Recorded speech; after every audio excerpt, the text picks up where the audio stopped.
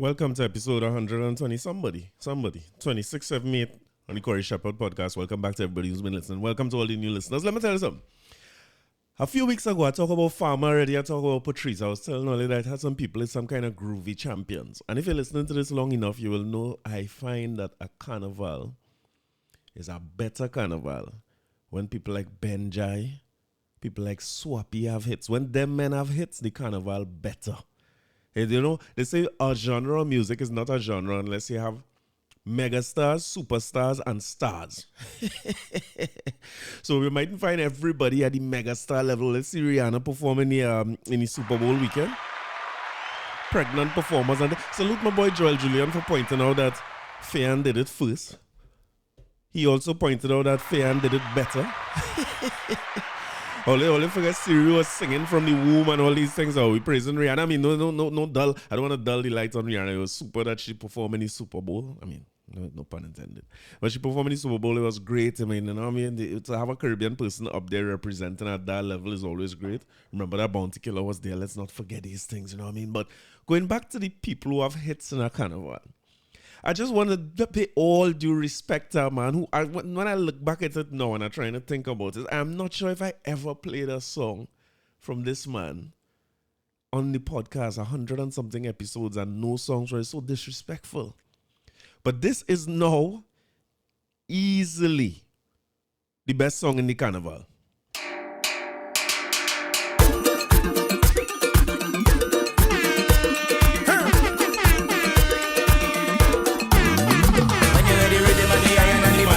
Congo drum in the engine room. There's a vibe in the session when we jam into the steel bun in the engine. Come on, join the line, grab your bottle and spoon.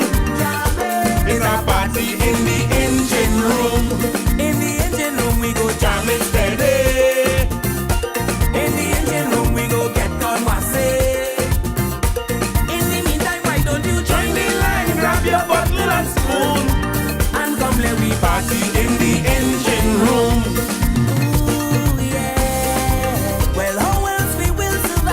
If we don't create the vibes, this is a big part of the life. So soca must live and never die. In this party atmosphere, so sweet that I can't describe. So all the artists you must be here, cause without an engine, can't start, so we gotta drive. No oxygen tank, we got it see life. So we got to come together and try to find a way. No more fight out, we got a unify. Let them keep the money, we not taking back. They go come run me down when you see them. Get this song when you're ready.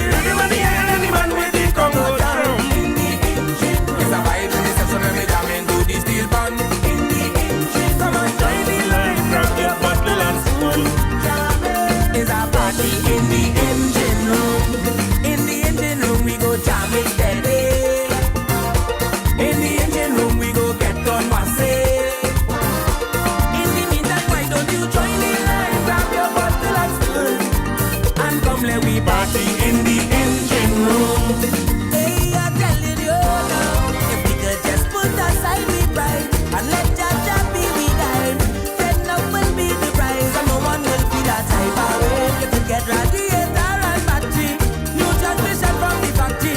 Look into whatever you want, but without an engine, can't start, so we gotta drive. No oxygen tank, we got it see life, so we got to come together and try to find a way.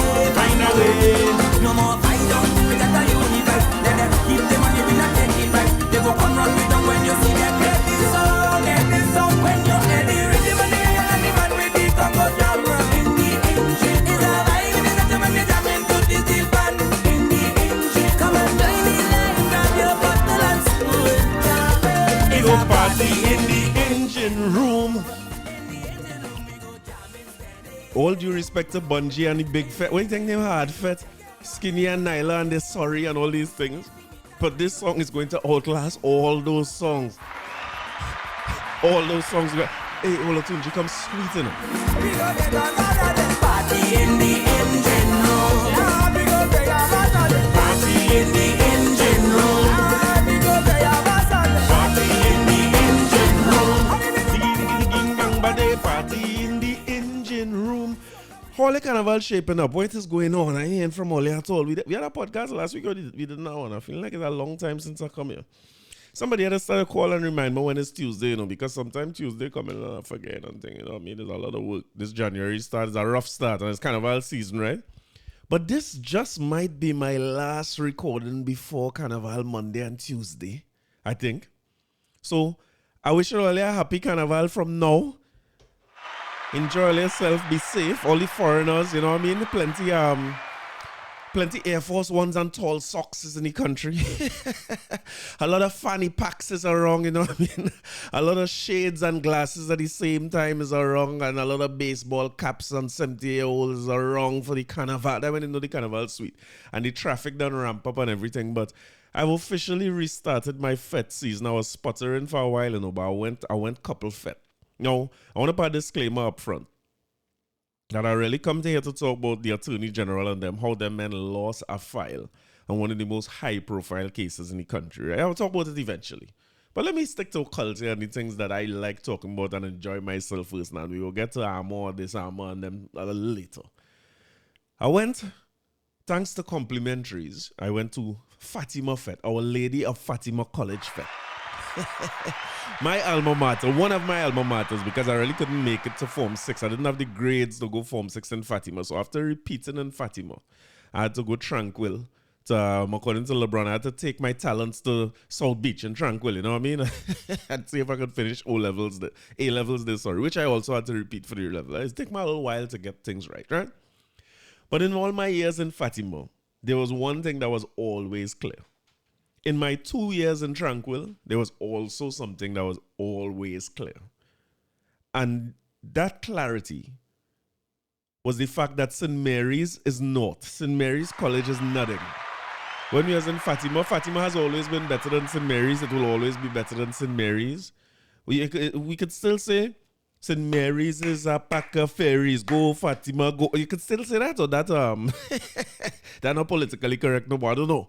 But St. Mary's is not. It is zero. It is not, in the eyes of Fatima men, it's not a school. Only I'm going to run through schools where it's not no school still. Like Prez. I like to hear these places talk about prestige school, colleges and so on. Where them get college title, I don't know. These schools is not no school compared to Fatima. And in Tranquil, I wanted to be known that when I was going to Tranquility, we could not walk down Frederick Street or Pembroke Street for the years that I was in Tranquil because of a one-way brawl that went on between Tranquil men and St. Mary's ladies. It was bad. Tranquil run into St. Mary's and it was bad. So they banned the whole of Tranquil. Ask anybody who went Tranquil. They banned the whole of Tranquil from walking down Frederick and Pembroke Street because the school was so scared of the Tranquil men coming down there. And I want to say that Tranquil girls would have probably have a better. They could, if Tranquil girls had started a brawl with the St. Mary's girls, it would have been bad the same way. It was the same story. So, due to a complimentary, I went to Fatima, and I want to put my disclaimer that I went Fatima very, very late. If Fatima finished at 1 o'clock, I must reach after 10. But with all the vibes that was there in Fatima Fet, because I had a great time. It's the first time me and the wifey come out for the season. We get to do a little thing, shake a little leg, you know what I mean? I find Fatima must never do anything that makes St. Mary's look like if they're better than we, or look like if they could be better than us in any way. It is already established that Fatima is a superior school to St. Mary's in every way. And I want to say as well that I will never go to a St. Mary's Fet, and I have never been to a St. Mary's Fet. But what I have seen is a lot of Instagram photos and hear a lot of reviews about how good St. Mary's is, from the standpoint of the decor, the food, the vibes, all them kind of thing. And I strongly believe that the reason that good is because other schools support it. Because if that was Saints Men alone, that fet would have been garbage. You understand? If Saints Men alone was doing all the decor and the organizing and everything, that would have been garbage. So I want to salute the Fatima Old Boys Committee for coming together and doing some hard work to put together the fet. And my next disclaimer is, as much as I'm going to have to say about Fatima Fet next, I don't think I've ever paid to go to Fatima Fet. Back in the day of Father Gregory, I used to get a little back gate entry. Well, that ain't sound good. Father Gregory used to open the back. I don't know way to say this good. Father Gregory used to open the back gate and used to let me in the Fet. You know what I mean? We never used to pay. So little boy Damien Panton, we used to take a little late entry through the back and enjoy the Fet and have a time, right? And that was the time when Going Fatima Fete, I used to see my teachers and thing whining low. I didn't like it. I remember seeing a lady who used to work, she was the admin person in the office when Mr. Moore was the principal, and this woman in some heels whining low. I didn't like it. I was uncomfortable. I didn't like it. I wanted to go home, you know what I mean? But them days I was in 20-something, early 20s, we ain't too long to leave Fatima, you know? But Fatima All Inclusive was the place to be, and it started before St. Mary's had a All Inclusive. St. Mary's, as usual, had to follow what Fatima doing if they had to find their way. So when I went into Fatima and I see the decor and thing, I was disappointed. I find them making St. Mary's looking like if it's a better place. What is that? We had to step up that decor in Fatima Fete. No, I ain't saying that work wasn't done for the decor, because they do some nice things. The entrance was impressive. The flow to get in and out of the fete was impressive. Parking was easy. Driving past the venue was easy, which is not typical for a fete like that. And if you know in front of Fatima, that could get congested fast. But the police and the organizers do a good job to make sure that flowing and everything's smooth. But I find when I leave the entrance area, and I want to say that the entrance area was nice, the decor was good and them kind of thing, but it can't compare to what St. Mary's was doing. St. Mary's on a whole next level. And I want to say that if you understand something about me, right? You see, when I go all-inclusive fetes, I stop going all-inclusives, and maybe Fatima putting me back on the all-inclusive list. Because when I go I drink cheap liquor. I drink either Absolute or White Oak. I can't drink out the money anything. I could watch entertainers and thing, but I can't whine out the money. My back done hurting, my hip thing, my foot still recovering. I can't whine out the money or nothing. So when I pay for all-inclusive, whether I don't care if it's $1,200, $1,500, $2,000, I probably pay $2,000, but whatever I pay, I don't worry about the money. I go in there for the experience. When I go there, I want an experience. And when I say I want an experience, this is what I'm describing, right? The artists make up the experience, the food is make up the experience, the bar, the venue, the fact that you're seeing plenty of people, you know, all those things are high points of the experience. But one of the parts of the experience for me is the decor. If I pay $1,200 to go somewhere, I expect to be in fantasy land. I want to be in La La Land. And I using $1,200 just as a gauge, because I understand that is what the ticket price was, right? But replace that $1,200 with whatever you want to put it, because $1,200 is a premium fete. It is expensive compared to other fetes and so on. So if you want to replace that with $2,500, because I don't want to be unfair to organizers when I'm paying $1,200 and I expecting to be in Disney World, right? But when I go to all-inclusive fete, I expect to walk into Disney World. All you ever went Disney? You ever went to Universal Studios, Theme Park, or Magic Kingdom? Nothing is left to chance in those places. The reason they call it a world is because it is completely immersive. So grown man and woman is end up being children when you walk into a Disneyland resort or Universal or Magic Kingdom or one of these places, right? Anybody who's ever been will understand what I mean. And anybody who hasn't gone, you should try to go and you will get where I'm coming from. Everybody is in character. As a matter of fact, Disney treats their staff in those theme parks more like actors than they do staff. Like, it's not a cashier. They are talent. They come in to create an experience for you every day. So everybody is focused on this theme that we have running through the park. So you might be walking through the park and all of a sudden you see the Marvel people. I hope I have that right. The Superman, the Spider-Man, all of them ride up on some ATVs and do a whole show in the middle of the park. And, everybody gets to take pictures and be a part of it. You could take pictures with your favorite superheroes. You could go on all the rides. It is completely immersive. And I'm just talking from the standpoint of decor for now, right? The reason it could be so immersive is that the decor is so great when you go into there that you forget which part it is. You forget your regular life. You forget your problems. You forget all your worries. You forget about the things you start to study about work the next day and all. You forget it. And I expect that in an all-inclusive fete. And maybe what I describe is an ultra-inclusive like Lime Fete, which I probably ain't paying to go there. But whatever is our most premium experience in the carnival, I find we should preserve it to be a very premium experience. Meaning that decor had to be stunning. And I'd give St. Mary's credit for that, because they're hiring the best designers they have. And them designers doing an amazing job for the fete. Another place that is immersive like that is Private Ryan Fete. I went to Private Ryan, I think, a few times. There was once where it had Heavenly Angels was the theme, and you had to wear something white. Now, this time, I think something happened with Stacy. Stacy was going to fete, and then she ended up not being able to go again and give me the ticket, and I went down. Me, is a theme thing, I gone in a jersey and a jeans like a fool. And everybody in white, right? What make this thing nice is people stick to the theme. Like the patrons stick to the theme, and you would find that people trying to find creative ways to express heavenly angels when they go to the venue. So you might find that some people when they come out in white, they don't just come out in a white jersey and a white pants. They will come out in a hazmat suit, and that's how they're fitting. Or I remember some people coming in like Arabian wear. You know what I mean? The thing was bad. So it have you in a zone already when you walk into the venue. And I remember drinking so much rum in that Heavenly Angels that one point I look up and they had white doves flying over the fete. I was like, what Private Ryan is with our Lord and say, well, Private Ryan controlling the birds, the white bird. Well, later to find out that was helium filled, helium filled bird like balloons. But that's what I mean about the theme. You could lose yourself. Another year he did a Chinese, what it was, Asian, something to do with Asian. And it was vibes, and I can't remember what the year after that. Oh, 70s team. People had to wear the little old school wear. I remember a man dressing up like them 70s basketball in a short pants and dribbling through the whole fete. I find those deco things important. I want to know if all you find so too, you know. Is it just me talking about this, or is this important to other people? And I know it had nothing to do with the fete, right? So people is telling you, but I know where you pay for it again, free food all night. Okay, I understand that is part of the experience too, but my expectation of the most premium events in the carnival is that we have a theme. We are the best at doing this. Every year, we have dozens of bands who have to create a theme and create several sections to represent that theme.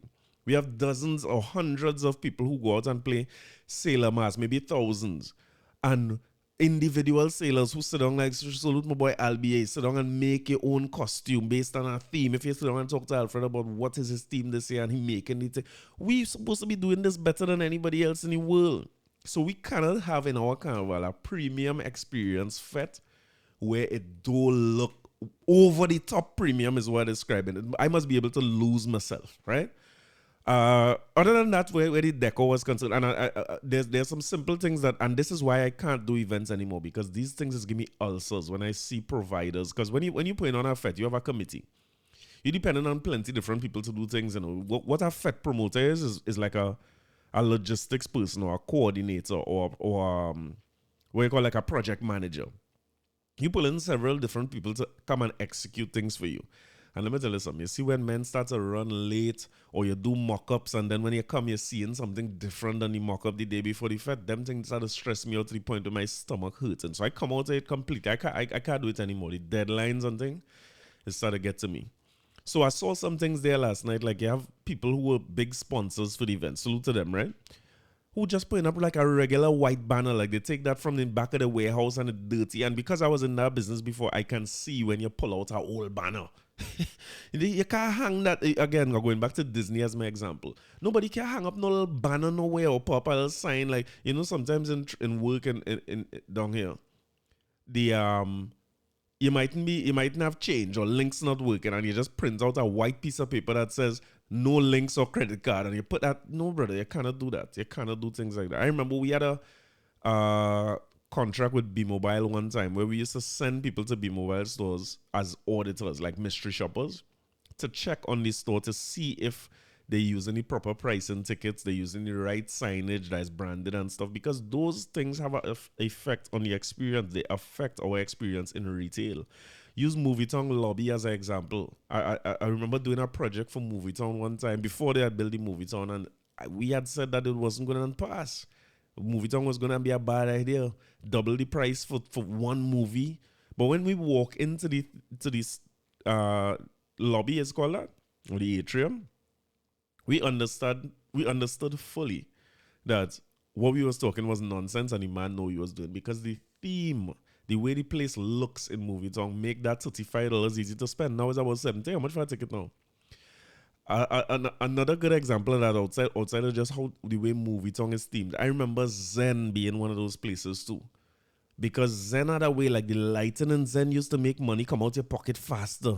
The hundreds looking like 10s and 20s and things, and the money just flowing out. We need to create and build on that experience to make sure it's good. So if I have sponsors who sponsor in the event, I have to control what kind of tent they put on, what kind of flooring all you're putting on. I need to know, I need to see that.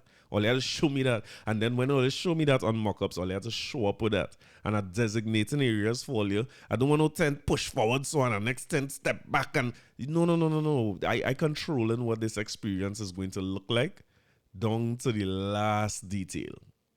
So you see all them banner will hang up and them cloths all they putting up with an iron and the thing wrinkly like hell. That taken away from the experience of the fete. When you put up a stage and the scaffold bare scaffold showing, and like that scaffold was on construction site before, you cannot let providers do that, man. And again, the better themed events not going to allow that, or they will wrap it. You will find that it's wrapped. And these are things that I don't know if much people pay attention to this individually, like in detail, but I just want to put it to you that those things affect your experience greatly. When they have a little part to step over from the field to the car park area and they have a little drain, somebody must say, yeah, we need to create a thing so people don't step in this drain. A man put a whole piece of ply, regular piece of two, you can't do that in a $1,200 fete, in my opinion. And Fatima must present itself as the originators of the school fete, even though I don't know if they are, but we might as well be. And we must always have the best event. We have a better venue than St. Mary's Grounds right now because the school itself is beautiful. They could make the school, the building itself, a part of the deco and work around it. I hear some people complaining. Now, I haven't been there in a long time, right? And I hear some people complaining about the amount of people who was in the fete. I don't find that was bad, actually. And people talking about moving it over to the field. I don't find the amount of people in the fete was bad. I was moving around, and I had no real issues getting from one place to the next. I mean, it was plenty of people, but it wasn't like jam-packed. The bar, I mean, again, I reached real late, right? But the bar was never very difficult for me to get drinks. But I'm assuming that, now that I think about it, in the 6, 7, 8, 9 o'clock hour, which is prime time for that fete, where people eating and drinking and now reach and thing, I could see where the bars might have been crowded. Somebody got to tell me too if the lines for food was long early in the thing. I don't like to go all inclusive and the line long.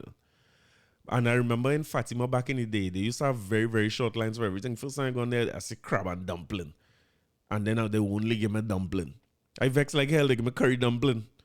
But when I eat the dumpling, the crab was inside the dumpling. It was one of the greatest inventions I ever see. But the lines were never longer than 5, 6 people deep. It was sweet, you know what I mean? But in terms of vibes and the number of performers and stuff in the fete, I don't think it could beat Fatima where that is concerned. Artists was coming on fast and furious. I reached real late and I still get to see a good bit of artists. I want to say Faye and Bungie have one of the tightest sets I've ever seen in Canaval. I've been to some fetes, you know. But Faye and Bungie's set, I mean, the band is excellent musicians, but and Bungie don't embarrass the band. Bungie don't tell them they play the wrong chord and they cue up the wrong song and them kind of thing. And the band is always play the last song for them, you know what I mean?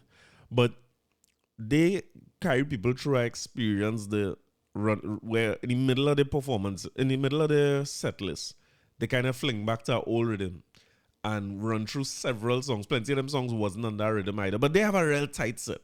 Who else I see? What did I see? Skinny and Nyla? No, I think they were on early.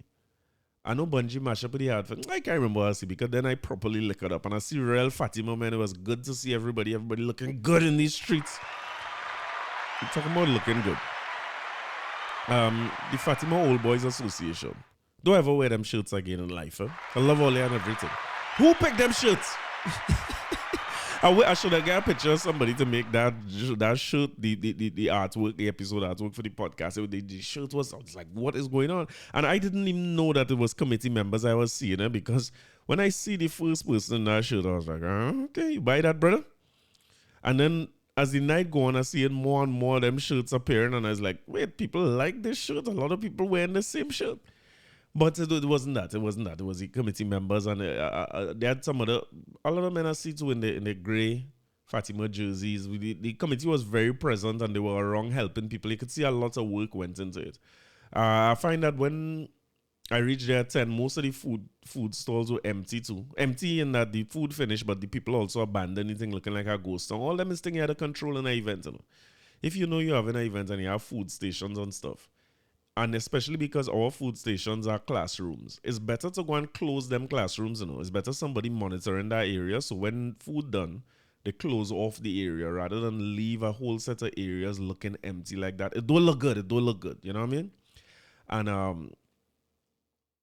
kind of want to be in a position where food don't finish at all. when you spend 1,200 to go in. And man, I good with some doubles and things. And I think that was something that they did real good too, because when he was leaving the fete, there are a lot of food. It seems as though they organize some after food. I find that's a good idea. I find our all-inclusive now must have 3 different waves of caterers. You must have your early crowd who gets certain things, then them finish, and a new set of caterers come in and have your mid-fete crowd. And then in the end, you have your doubles and your bacon shack and your mini roti and thing where you can just grab and go and straighten out yourself before you not drive, before you go back on the shuttle, right? But all in all, listen, Fatima had a real good fete. The vibes was great. I felt good about being in that all-inclusive. And Fatima might be the reason why I start back considering going all-inclusives. And I would definitely go next year, because from the front to the back, people come to fete. People come to have a good time. And all you're seeing is smiling faces and rolling waists. And as a fete promoter, that is a hard thing to accomplish. When sometimes when you go these all-inclusive, they're so stiff. Like people studying the money they spend. That make me stop going Lara Fete, you know. In Lara Fete, like people come to wear the best and wear the most expensive. And they didn't remember that they had fetting to do. Is a fete. And they had Marshall and big performances in Lara Fete, but it was hard to build the vibes, and Fatima definitely have a vibe. So I feel like once our committee stay together and keep that coming, and we have the benefit also of being after St. Mary's every year, we must always outperform them in all aspects. We don't outperform them in vibes, I will assume, because St. Mary's couldn't be good where vibes concerned. It was impossible. A QRC and all these people, we should never be in the same sentence as these kind of folks. But anyway, I went Fatima and had a great time. I might consider all-inclusives again. And then I went to next all-inclusive the next day. I've been fetting. Well, I can't say I ain't fet. I went different. Now, different is another one of them fets, just like Fatima. Salute to Kairi people. I haven't been to different. Last time I went different was in St. John's. And blacks would be the main attraction, the main feature. I'm not even sure if Bungie and them would be there back in the day. But different. Let me get Kairi people some credit here, right? Because Fatima at $1,200 versus different at $600. Different have an energy and a vibes. Just like Fatima, his smiling faces and rolling waists. I see a man wine. Pause, right? It's have a whiner boy. I wish I could do it on camera to show you, but the way my back set up, I wouldn't attempt it. But them have a whiner boy and say, if you see this man whining low, I say, but what is this really? You with the wife and I said a woman and think man whining on nobody, you know. And matter of fact, when the woman comes to whine, he move. He comes to whine. I sure he not from here. Nobody don't sell them short Levi jeans in Trinidad, you know what I mean? So he ain't from here, but that man whine. And that's how Kairi people, like the people are. And credit to Kairi people, the promoters, of course, but more credit to Kairi people, the patrons. You see that vibe them bill with different runaway breakfast is they have a set of crowds that is the same crowd supporting them and moving to every fete because they position themselves or their thing is value for money, right? So they're giving you a genuine fete, no half a fete with DJ playing for 5-10 minutes and artists running on and then running off, and it's not a half a fete. They're giving you a genuine all-inclusive in that they have food there available all night long at $600, all night long. When I went different, we reached different late again, to different finishing 1 o'clock, we reached about 10. We had a rough weekend, right? But when I went there, now the lines for Bacon Shack and Royal Castle was ridiculously long, but I suppose them is favorites, so I don't know who could control that. But none of the other food booths were empty. All of them still had food, and even the ones who that they might have 1 or 2 that the little things they have was scarce. Like I saw the dessert thing, and it looked like most of the desserts went. It just had some ice cream and stuff, but all the tents that had food was still manned. It had people in it. I don't think in an event you should just leave the tent and everything that look abandoned. It don't look good. It affect the experience, right? But we're going to get some little barbecue pork up and we eat some. I see a thing marked Indian Delights. I say, but what's this Indian Delights thing? Boys, a man done lose 3.5 pounds. I go and eat roti and them kind of thing now. And I'm thinking, I want things that I could eat quick while I'm fetting because I need to fet extra board. I don't reach late already.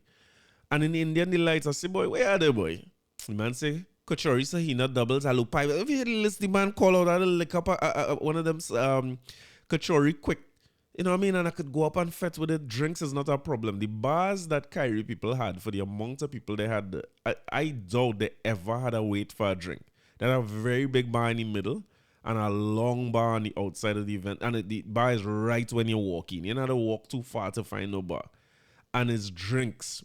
I drinking, rough here, boy, like I still tight. I had a drinking Absolute White Oak, like I say. In Fatima, I went back for my third drink Absolute done. I had to drink Grey Goose like the fancy folks. In Kairi people, all the drinks was there, ting, stand up late. I talking about after the fete leave, when the last performer performed. You could still go back and get food at most of the booths. I tried with the Royal Castle back. I couldn't make boy.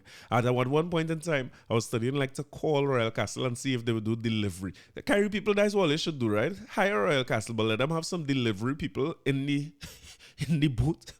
So you could text in our order and let them bring it for you, because our line was ridiculously long. But the fete was smooth. Performances was coming through fast. Who I see there, boy? I see great Olatunji.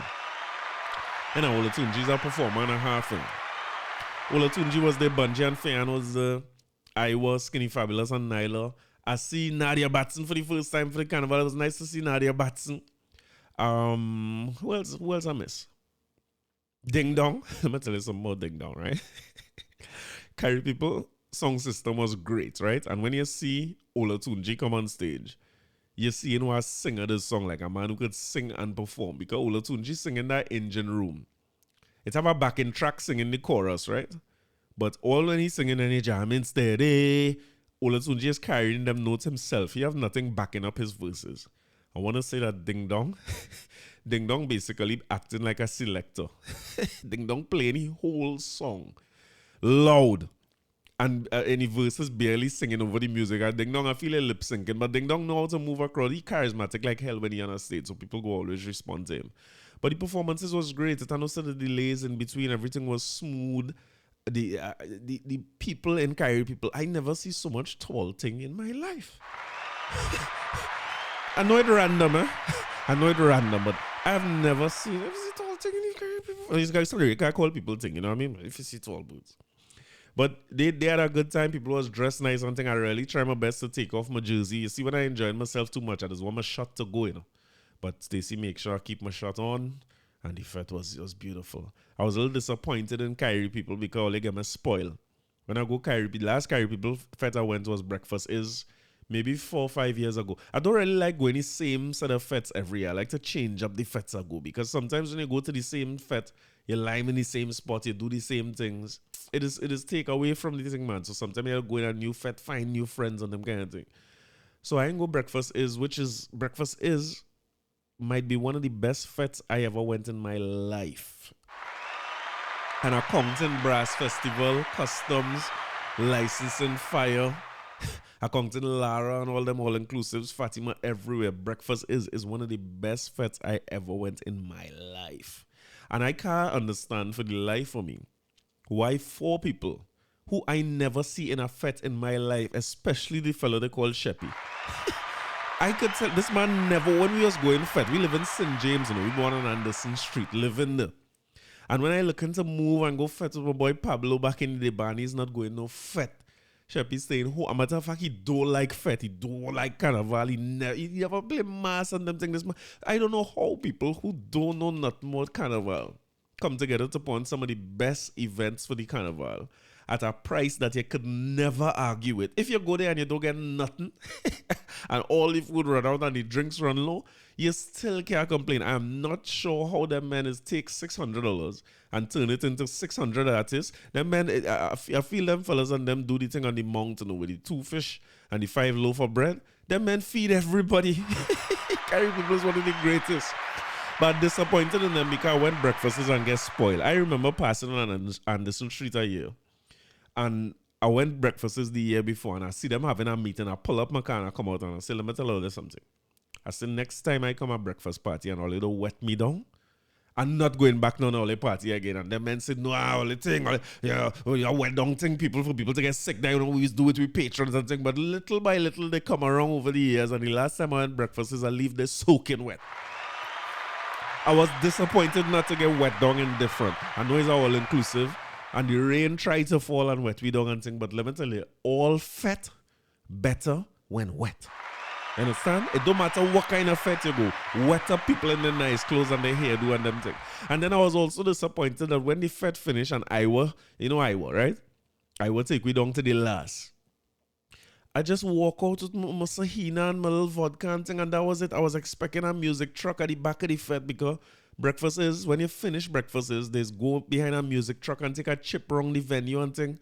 So why we couldn't get a music truck to carry back by, instead of carrying people in shuttles back to QRC next year different. Or you could let the music truck pull up right there and let we chip back up by QRC and get we car. It's different all you say though. We go pay 700. I might be trying to squeeze blood out of the store. We go pay 7. We go pay extra 100 if you chip we back up to we car by QRC. Or ask people where they park and let the truck go everywhere. So we get right back by we car. But that, I mean, different. And you know, coming to think of it, they had made an announcement in Fatima that they were going to do something like that, like carry people around and a little chip and thing, but that didn't come to. I saw the music trucks, but they just drive out and they head out. So I had a good weekend. I had a good weekend of fetting. I tend to not fet during the week. I feel a little guilty, to be honest with you. I feel guilty, like you know how people in work and I fet in and wine. I don't like to do it very much, but I mean some of the events coming this week, beach house, farmhouse, all them things will be good. And at this moment, especially experiencing what I have experienced over this past weekend, I have a couple soca tickets that I feel I have for sale. So anybody who wants soca tickets, link me. I think I'm selling them tickets because not that I don't have a good time in soca. I've been to soca. Usually I have a partner who's do work with them and you usually get some free tickets for soca. So we started going, and because we don't see each other and fet often, it started to become one of the best fets just because of our vibe together. But honestly, I find $800 for a cooler party is overdoing it. I think that is great. I don't know if wow events, I don't know if School and them had a thing to pay for the fet where he had where he was on the boat when he wasn't supposed to have no fet. I don't know what is going on, but when I compare the $1,200 that I pay, well, the $1,200 that I should have paid in Fatima. As much as I say in Fatima, my complaints about Fatima is not complaints that the fet wasn't good or the decor wasn't nice. My complaint is that we must be better than St. Mary's. We must not be discussed with QRC and them things. So when I look at that $1,200 that Fatima charge and what you're getting in Fatima in terms of artists, food, vibes, camaraderie, whatever you want to call it, the whole energy, and the $600 I pay for Kairi people, in other words, I paid 2 tickets for $1,200 to go Kairi people, and I reached real late and had 2 hours where I had one of the best times of my life in a fete. I tell you, I ain't got difference in I remember when difference had just started off, and Fayan had pointed it out too. On YWCA, and I think it was in Stanmore Avenue or somewhere in that area, somewhere in that vicinity. And even back then, them fellas had artists and thing, and she's saying it's 50 people in the event, right? But I remember the price of it being ridiculously cheap. And they were calling it all-inclusive back then. I used to say small-inclusive, where you get doubles and bacon shack and them thing. It had no sort of no fanciness, but good little food, good little drinks, and you're good to go. That fete was small. Me and my mother, Lois, all of we was, when fiance 50 people was in the fete, I was one in the 50 who start off with them. So to see what different come to now, I feel so proud of them fellas and them particularly Sheppy as a non-carnival man for throwing a fete like that. But when I compare $1,200 I pay for 2 of us to go different and eat and drink and enjoy ourselves and watch several artists, I find it insulting that soca is charging me $800 to go a fete that I don't know already, not going to have a single artist, because I went there 2-3 times before, nobody performed. None. They also have some food there where it's better they didn't have food. In the back of the fete, somebody might get a wonton. You want a wonton? If you line up good, you might get a hot dog. You can get a hot dog for yourself. And I don't know if water truck's so expensive or if it's Avian water they bathing you down or it almost a Perrier or something like that. But $800 ticket when you're not getting no sort of food, the drink's not free, it's a cooler fete, you have to walk with your own liquor. They have no artist performing. It's a music truck you're putting on the road. They don't even have I complain about decor and thing. That fete have no decor. It's just a music truck and they block off Serpentine Road by St. Mary's. I'm never one to complain about money and the prices of things, and if I feel to pay $800 to go somewhere, I'm paying it. But I'm feeling insulted that they're asking me for $800 to go this thing. I'm feeling a way about it, you know. Tell you the truth, I'm feeling a way about it. So I had 2 soca tickets to sell. I feel like going breakfast is Sunday morning. I go see you later.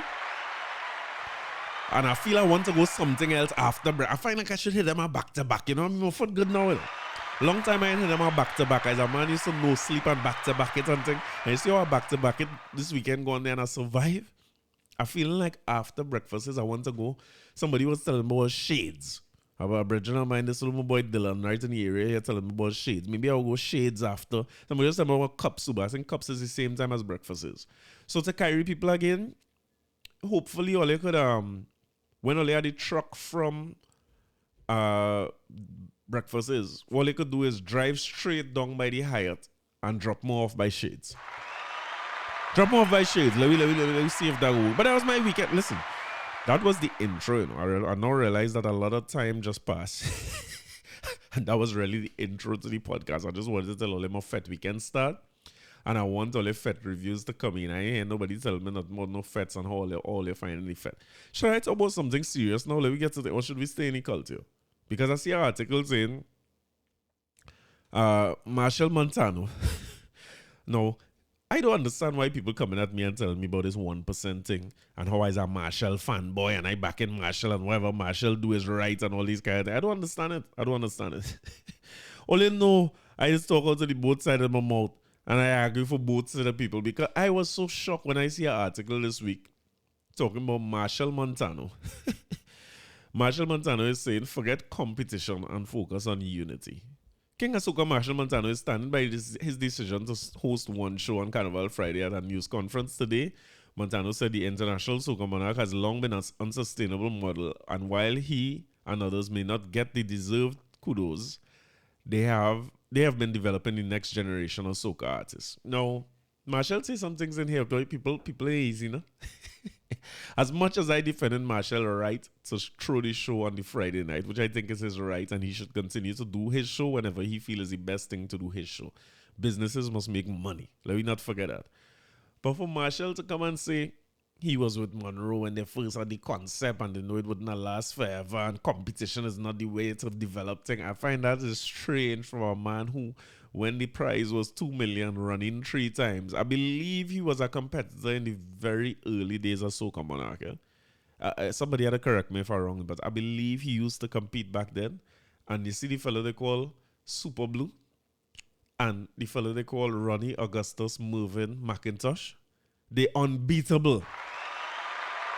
They couldn't beat them. So if I remember right, Marshall might have been in the kind of licks in the early days and come out of that because, you know, the idea again, too much licks could affect your brand, right? So he come out of that for whatever reason. And as soon as somewhere between 2005, 2010, when the UNC administration then had given $2 million as the prize money, Marshall went all the 3 years and win all 3, $6 million. And I believe it had one where he went Groovy and Power too. Why they needed Groovy and Power, I never understood, but he went Groovy and Power as well. And if I'm not mistaken, he also eat a nice little food by creating some album. It was one of the stranger things I've heard. The government funded Marshall album for some reason. Tourism or whatsoever it is. And the songs on the album was garbage. You know, it's not the greatest songs was on the album by any means. So for Marshall to come and talk the way he talked, I find better he didn't say nothing. We hear Ronnie defend him last week. I've been defending him. I see Kivo defending him now.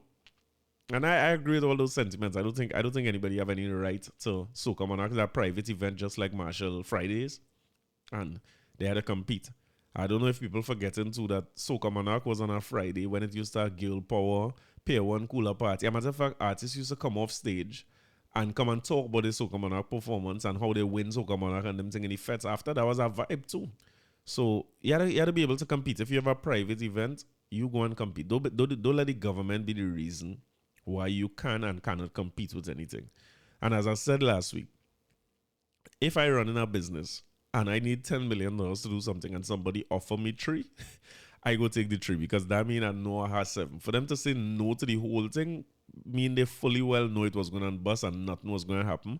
And that was going to be the case whether Marshall had a Marshall Friday or not. Soca Monarch wasn't making it. I think we seem to forget that Soca Monarch had given Rebel 6 and Swanee and Jelano and them to close Soca Monarch last time. It was embarrassing. And I like Zest Music and I support them youth's creativity and what they're doing in Zest Music all the time. But that had no right in Soca Monarch, much less to be a closer.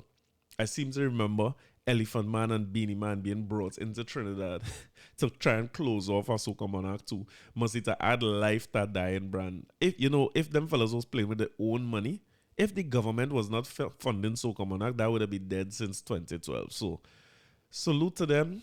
Yeah, it was a good run. I believe Soca Monarch will be back. Like, I used to hear a lot. I saw one year the greens was empty for Pan. Remember the year they had the pool? And nobody was in any pool. And all the promoters pull out and went and support Bacchanal Road in the stadium, which now moved to Brian Lara Stadium now with a whole Bacchanal weekend. You know what people was telling me at the time?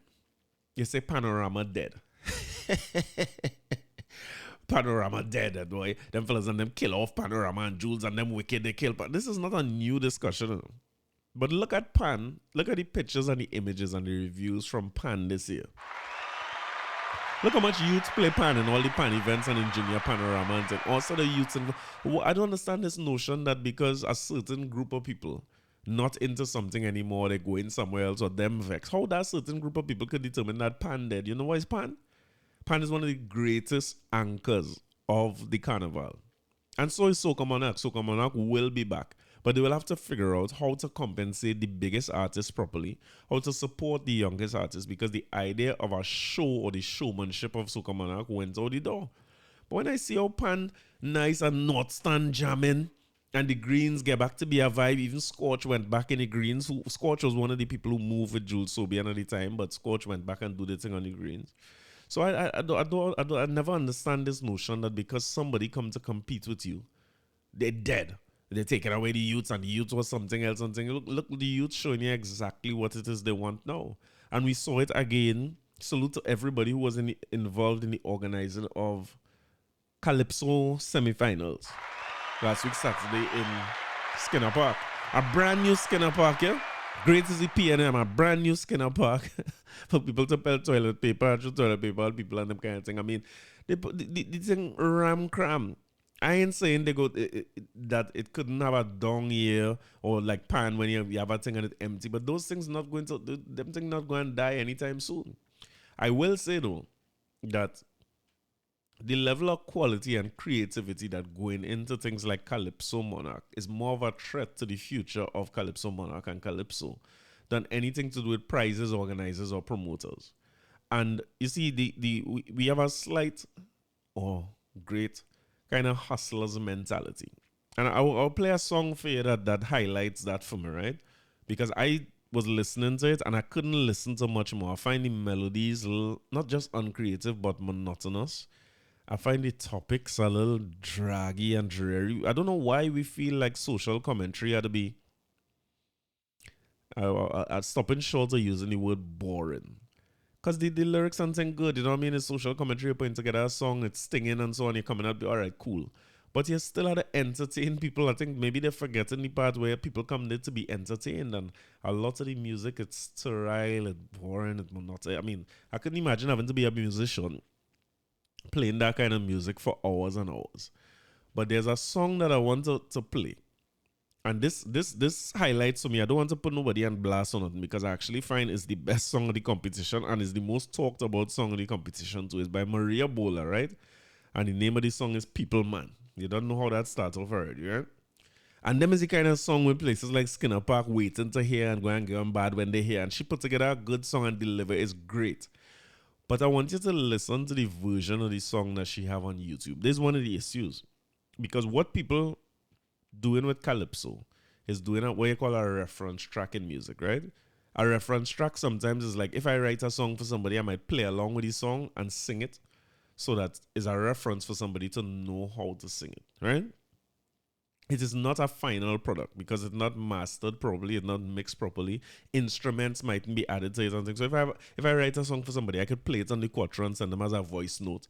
So this is what I want you to play. Then you got to get somebody who could actually play the music drums, the guitar, the bass, whatever you're going to add to it, get somebody to arrange the music around it, go and do your vocals properly because you can't sing it into no phone, the quality will be poor. So things like that, you understand what I mean? Yeah? No? Yeah. So you need to do that. But if you put out your product as a reference track, I think you're doing more harm than good to yourself, to your brand, and to the genre. Because this is a great song, and it had Skinner Park rocking. But I want you to listen to how this track was recorded and published on YouTube.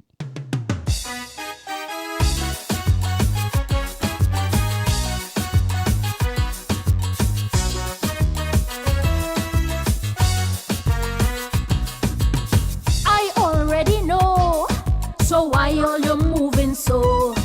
The information done leak, all you still playing hide and seek. Lady, I know you with me man. Yes. And I know me man with you. So let's just have that discussion about what we going and do. Mondays we just eat leftovers, but he really like fresh food. So maybe you could make that your cook day, cause I really don't be in the mood. Tuesdays I go to yoga, and he goes to the gym. I propose you could do we laundry, since you perfectly fit and slim. Don't get no horrors about how we run we home. If anything is not to your liking, you're free to find a man of your own. You want people, people man. You want people, people man. We have rules and regulation.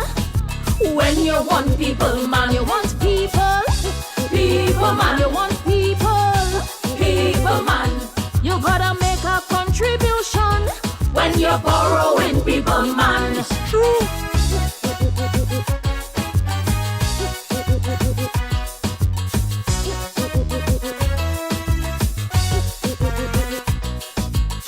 Easy as we complaining how them outside woman is tears. Long ago they used to be discreet, today they boldface with their affairs. Well, since it ain't no secret, I know about you and you know about me. Me a wasting no time, Mrs. String. Welcome to the family. Wednesdays them children have lessons. Daniel catching he tail with maths. I hope you at least have some passes, so maybe you could help him with that. Thursdays is dance and drama and sporting activities.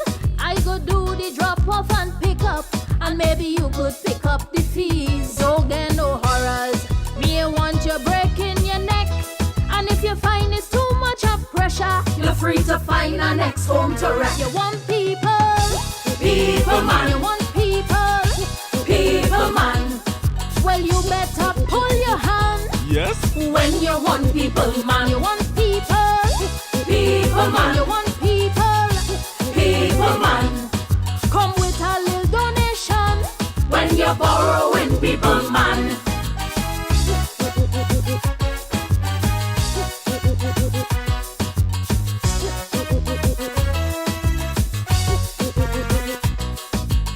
Mortgage, lights and cable, honey, them bills don't be right. You could at least pay the Wi-Fi. We know you love to WhatsApp at night. Don't worry about the groceries, I can manage on your meal plan. But you could help out with the susu. I know he does give you about half the hand. Fridays we spend as a family, and we usually go somewhere. Yes. But my car done full already, so you go have to make your way there. Saturday, well, that's date night, and now that we talking in trees, I feel both are all you could fix up. I safer with me batteries. Don't get no horrors. Me I want you to be in shock, and if you find that I'm too demanding, you're free to find a next man to rock. You want people, people man. You want people, people man. You can't vex with the plan when you want people man. You want people, people man. You want people, people man. Book your session in double palm. Yes. When you're borrowing people man.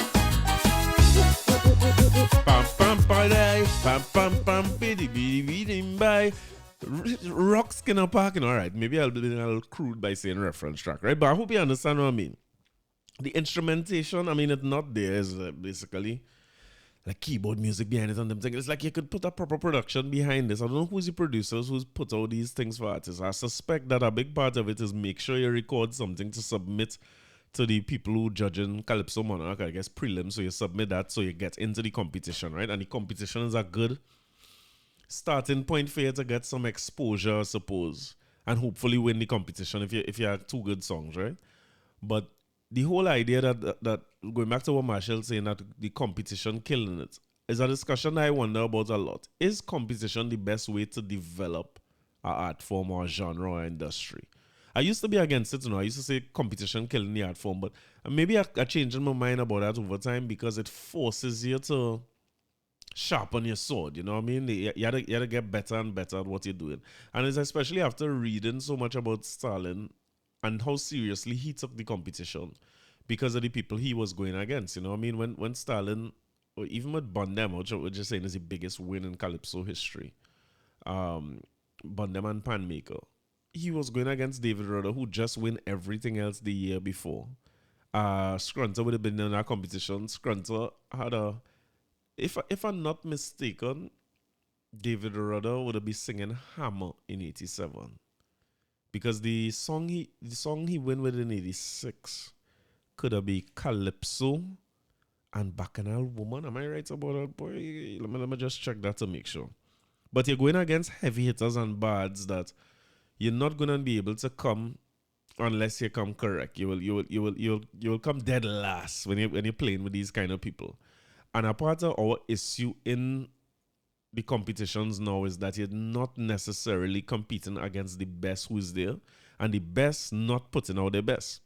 So maybe all you have to do is put together a version of a track, and once you're in the competition, it gives you the opportunity to go through. No, I'm wrong. '86 was Hammer and Bahia Girl.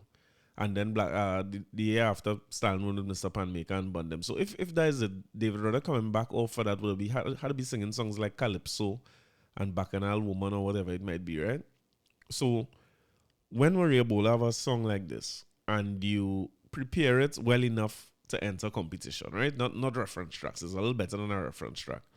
But it's not the same musicianship not going into it as Stalin would have put into Bundem, or Rudder would have put into Hammer, or the original engine room that David Rudder would have sang, or this new engine room that Olatunji sang, which is both songs that will be around forever and ever. Amen. Do you think this song that I just played from Maria Bola is a good song? I would assume you do. Do you think it was going to play on the radio and become something that people turn on to listen to over the years? I very much doubt, because the song in artificial, it's sung in empty, it's sung in thin. You know what I mean? So I'm wondering if us as artists, or we who trying to develop a genre, wouldn't be better advised to ensure that artists don't have to take this big risk, right? If we want to subsidize things, maybe walk away from the prize money part of it and make sure that we develop and maintain proper studios, proper producers, proper musicians. I know UTT doing some of that work already, right? So that when we identify a song like this, we invest properly in the song, and maybe help the artist invest properly in the song, because it's a big risk to put out tens of thousands of dollars or maybe hundreds of thousands of dollars to put together a song, make sure it's well produced, get the best producers, get the best musicians to play it. Then you want to make sure you make the relationships with radio stations or streaming platforms to make sure that the song either played by the radio stations or get on playlists with streaming platforms like Spotify and Apple Music and so on. And then you have to market the song to get people to know it. You might need to do some social media marketing and them things, shoot a video. So you find that the artist could be spending hundreds of thousands on a song. And in our culture, one of the only ways to make money is to get bookings. Suppose you don't get no bookings after you do all that, then you had a big minus. You can't see about your family and your song or the collecting dust, right? I saw Dominic Kalipasad talking about Ricky Jai. And Ricky Jai putting out Sumintra, right? Which would be his breakaway hit back in the day. And he said that was a B-side. He said that he had created the song on an A and a B side, and the A side was a carnival jump up song, a kind of road march kind of song. Fat tuned in. And that was the song he was pushing. And when he went into the radio stations, I believe he said Ian the Goose Ellie gone, for instance, tell him, hey, We go play it, no, but we playing the B side, not the A side. And he himself worried because he done invest in this song already. So he take a loan against his car to invest in his song and thing. And he didn't think that a song like Sumintro, what's the right name for Sumintro?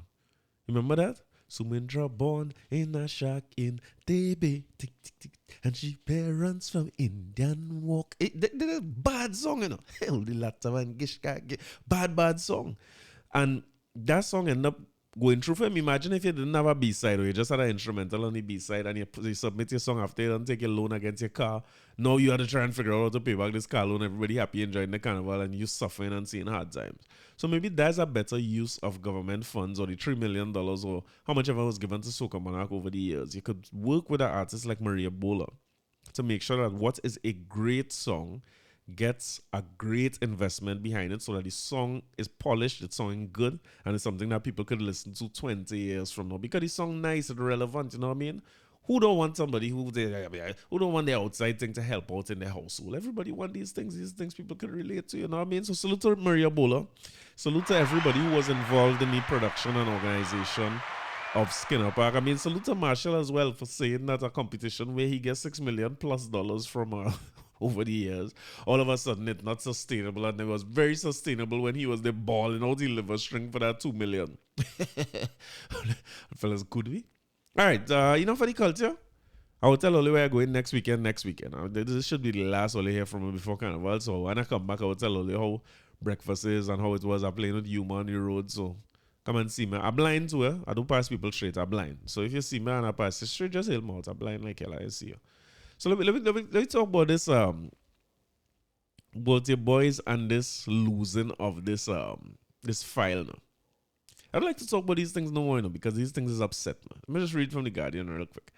It's Cohen Perry. The issue of Monday's reappearance of the Vindra Naipaul Coolman case file and the matter of who handed it to the acting Solicitor General or who located it continues to be part of Justice Stanley John's investigation into the matter. Attorney General Reginald Amos indicated in the Senate this yesterday following queries by UNC Senator Wade Mark, who noted Monday night's report that the missing file was found. Mark asked where was the file found. In the Senate, there was some noise from the UNC side as Amos rose to reply to his query. Amos cited the media release by John of the file being found and read out the release and the continuing investigation. Amos said, against the background of the last statement by Justice Stanley John, I do not propose to answer the question, which is the subject of a continuing investigation. That is for the investigation team to investigate and to report on in due course. Now, this is a particularly upsetting thing, right? And it's part of our culture as Trinidad and Tobago, because we do not believe that public funds is real money. We do not believe that public funds are ours. Our attitude is to not pay no tax as much as we could avoid paying any tax. We just don't pay it. If you could get away with it without paying it, just don't pay no tax at all. Under-report everything, over-report all your expenses, and don't pay no taxes under any circumstances. Try not to get the government no money, because that's no purpose.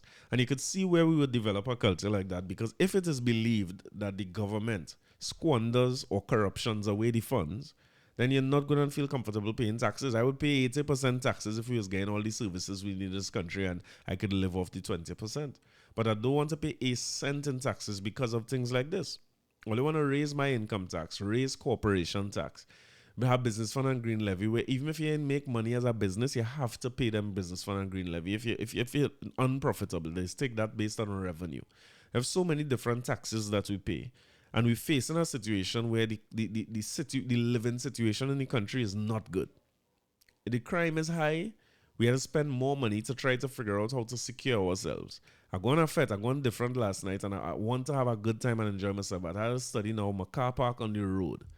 Am I going to come back and get my glass broken? That has happened to me before. So after I fete and enjoy myself, I had to go now in police station whole day to get back nothing, for nobody to follow up on this thing. For police to basically tell you, well, boy, you ain't getting back them thing, No knock on the police, because them man, I mean, how much they could do. But that's the society we live in. The roads deplorable. The public service moving slow on things that you need to get. It's hard to get things done. And we paying a bunch of tax. 25% of what you earn as an individual. 30% of what you make profit as a business. How to go back to the government to do what? So let me try a case for people. And this Vindranipal Coolman case is, if people can remember, is one of the most high-profile cases we have ever seen in the country. It would happen many, many years ago, 10, 12, 15 years ago. I can't remember how long it was. So with all that time that passed, I want us to remember how big an issue this was. This was the woman who was behind Extra Foods. And I'm not sure if people connecting these things or if the younger people now know what this issue is when they're looking at this missing file. Kidnapped and killed, nobody found or anything like that. Several people were arrested and jailed. I believe it was 12 people. And I wonder if only remember the story behind a prison break that happened in Rimani and Tong on Frederick Street, where about 4 or 5 people with a break come out of jail and they find a grenade and a whole big scene and all of them. And I believe everybody was recaptured. And one of the fellas there was by the name of Scanny. Something Scanny Martin, I believe his name was. And he was part of the people who escaped the jail and ended up going back and thing. I think he died now. I can't remember. I believe he got killed, if I'm not mistaken. He died. This is the same case. This is the same vendor, because he was one of the 12 accused people with this Vindranipal murder. So they went to the case. The end result of the case, find that them fellas and them didn't do nothing. Them fellas turned around and sued the state for $20 million, and no case was submitted on behalf of the court. The Attorney General was a little surprised, like, what? We have a thing? They submit that? What? All of a sudden, we find out that the reason for the non-submission of our case is because the file was missing. Now, I wonder if I have a little manila envelope here, boy. Because when I hear file, I just think about a manila envelope. You know what I mean? And when I was working TSTT, it used to have a thing called a pending file. Any work that you didn't finish, you had to put on a big red file on your desk marked pending. You know, mindful. And the supervisor could come and take that file from your desk any day to go through it and them kind of things to find out what issues you might have. I guess it was a way of managing and controlling the workflow. So you had all these manila files and this one red one, right? So when you look at the idea of a file going missing, for me and in my kind of work I do as a CSR, that is what I'm thinking of as a file. Anybody who practice or has been around law, anybody could help us understand what does a file look like for a case for where 12 people were accused, a high profile case, and now they suing the state for I can't remember exactly, you know, well, I can't remember the exact charge or what it is they're saying that the state did, but it's basically bad treatment and locking me up unjustly, right?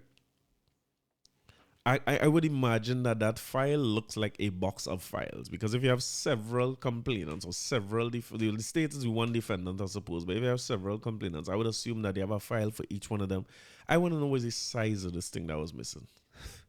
I want to know where it is. I see, you know, there's this big discussion about Trump and Biden carrying home documents that are supposed to be private. I remember they wanted to half kill Trump when they say he had files at Mar-a-Lago or wherever it is. And Biden do the same thing, and all the Democrats seem to be okay. And everybody's like, okay, you carry files home, all right. But they want to half kill Trump, these same people. So I'm not sure if people just carry home files from the Attorney General office, or is this a work from home? So like, call it carrying home the file and somebody leave it in their car. What's the situation? In one of the most high-profile cases in the country. And let me tell you something. It is my belief that the purpose of governance in this country, or people who run for political office, we just be fighting up here talking about what can make the country better and how to develop the art form and how to make Trinidad a first world country and all the different things we be talking about. And we vex when they have people. I keep telling all you, the best and brightest people who will be representing us in parliament, and these people are not fools. They're the best and the brightest, and they're the best at what they do, because they manage to be in control of all of us. And it is my firm belief that their sole purpose is to try to figure out how to move public funds into private pockets. It is the only reason we have a government. The government have nothing to do with law. It have nothing to do with governance. It have nothing to do with no vision or making this place a better place or anything like that. I keep telling all we watching wrestling. I talk about that for at length in an episode. I don't know if people was understanding what I'm saying. You see, wrestling is a sport where you used to watch and get entertainment, but the winners were decided before. The fight was scripted and scheduled. The purpose of it was entertainment. And again, the purpose of governance in this country, we're talking about both opposition and party in power. Purpose of governance here is to figure out how to take them public funds and put it back in private pockets. Because it is impossible to tell me that in a high profile case like this, where it didn't go your way in the first place and now you get sued for where you do the man, you lost that one file and now 20 million of the BP. And listen, that 20 million is a joke compared to the cost of that, because I want to know how much it cost the case to put together that file. How much it cost the state to fight the case in the first place, to convict these men of murder of a high-profile business person, somebody who, let me assume she didn't do anything wrong and she was just a business person, somebody who doing things the right way and running a business and thing get killed. Zero justice, right? Because even if these people didn't do it, it seems as though nobody don't know who do it now. Nobody ain't do it. It just happened. And then now, you get sued for that. And you have to pay 20 million to these people. It's nothing could convince me that 20 million not splitting up between all parties involved. And when I say all parties involved, I'm talking about those who represent them men, those who represent in the state, everybody who was involved in the losing and subsequent finding back of that file the day after. I telling all these wrestling we watching, the opposition and the government, them not against one another. These people working together. What them doing is a dance.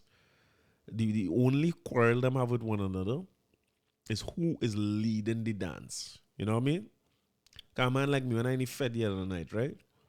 As a man, when I go fed long time, I look into wine on people. Once I see people whining, I go in and start to throw waste too. You know, sometimes when if as a man, right, when you look into gauge a wine, don't do this, right? Because they go catch you on social media and thing. No, when you look into gauge a wine, you're coming from behind now. And the woman whining, it's a certain things you have to gauge. You have to gauge that woman height, so you have to get your knees low. You know what I mean? Because you have to go in. If it's smooth, you're going to get blank. If it's not smooth, you're getting blank, right? And you're getting blank from a woman who might have whine with you if you was smooth. So you have to be good. You have to get your knees down. You have to get down to that height. And then when she's stepping left, right, you have to get your left, right, right. So you can't right, left when she left and right. So you left, right what she know and you chip up behind.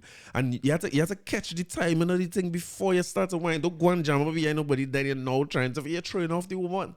So you know catching your timing and you're gauging your left, right, and you're low. And you're going in now and you take, you're inside now is a groove. And you have to keep your hand up. You know, you don't go holding nobody guilt. Once you keep your hand up, people realize you're unassuming. You get a whine and you cut. Move. Don't hang around, don't hold on, don't nothing. If you get a like contact like lyrical say, move still. Come back later on in the fet, right? Mark with a squad line. And if you get a look back and a smile and thing, make a wrongs. Long enough for them to miss you. And now come back in and you think and they could hold on there after that, right? But the whole purpose of government here is to decide who whining and who coming from behind asking for a wine. In this case, the government is the one. When you win the election, is you who whining. And when you're in opposition, it's you who know how to adjust your knees and adjust and do all these things to try and get in tandem with that whine. And you could get blank. You could get blank. So the problem you have when you is the person who look into Tifa wine is that you cannot guarantee anything to the people who finance your party. In opposition, you have to fight to be in power to get anything. Because now, you're looking for wine and the government blanking you. And they put their elbow. That's what PNM doing. When PNM whining and enjoying themselves and their friends taping them and thing, and they feel you and see come for a wine, they put their elbow on the thing and they turn around and they watch you now. You understand? Because if it don't benefit them, if them don't look back and see something they like and they could smile, them not gain wine. And that is what we're watching every day in this country. Who on top? Wine. And if by coincidence, the opposition have something that they could go along with that works for me, because now the public funds that I need to put in private pockets, where you're suggesting they go work out, where you're working, all right, here what's going on. You go oppose it, you go think, you go make a scene, but we go let it go through. Like for instance, and this is the least of it. It is the one people complain about the most, but it's actually the least important one. But I'm just using that as an example. When they have or pass a bill to raise salaries for parliamentarians or adjust the motor vehicle thing that is get or whatever benefits is get, what you tend to find is that all government ministers vote yea and all opposition ministers do not vote. Go and check it. They're not voting against that. You understand? So in bigger ticket items, like when you had to do construction things in particular, or you use the Soca Monarch as an example. You have 10 million to move into Soca Monarch. What them really doing is lining themselves up, because when them put that 10 million into Soca Monarch, friends and family gain every contract related to Soca Monarch, and it's sad. It's sad. Because, give an example, I quarrel in here for weeks about Soca Monarch all the time about what it is, what it meant to us, why it busts. No, what Soca Monarch was asking for, the men who were accused of the murder of Vindra Naipaul going to get double that. Soca Monarch was asking for 10, them fellas getting a payout of 20. What that 20 could have been used for if we didn't completely squander it and waste it. People frustrated in this country. Gas price high. Listen, the price of thing in the grocery, I can't even measure. I don't watch nothing. I just buy what I have to buy, and when the money done, it done. I went by Starbucks, I posted an episode later this week, right, by Nick Dean. Well, I always tell all about Nick, and I finally recorded Nick. I just struggled on finding time to edit it, right? But I'll put it up this week to talk about financial responsibility. Nick is somebody who's helped me a lot with my finances. He's a financial coach, right? So take that in later this week. One of the things that Nick always tells me about with the advice that he gives me, right, is to watch the money I spend. Because, for instance, we add up a time how much money I spend in Maria's on Starbucks and thing, buying coffee all the time, and I have coffee home. And it's money you could do something with when you spend so much of it. And one of my bad habits is every day I would pass by Starbucks. As you see this started stress more and frustrated, I drive straight to Starbucks. I split $20 for a misto, right? A coffee with milk, basically. Americano with milk added to it. And I would buy that every day, sometimes multiple times a day. So when you check it out, if I buy, let me say I buy 10 of them a week. That's already 5 by 20 as well. $100. I can't count now. I don't know how the hell I put this. $200, right? $200, right? A week. Either $800 I would have at the end of the week. That could have paid my flow bill and my phone bill. So as far as he's concerned, that's money that I could have been using and putting toward retirement, right? I pull up by Starbucks last week and ask them for my misto and hand them the 20. That woman tell me it gone up to $24. you understand where it's coming from here? It's like how you managing to increase the price of something by a significant percentage. You ain't say it gone up by $1. And I want to say that this is not the first time the price of that gone up, right? Since I started buying that, I want to believe that the first price I ever paid for it was $13. And this is not, I ain't talking about 10 years ago. I'm talking about 3-4 years ago, if that, was $13. I must stay away from it for a little while, and then I started going to pay the 20. But you're telling me to go to from 20 is a 20% increase in price based on what? There's no additional value to it. They just carry up the price. And this is what we're facing day to day in the country.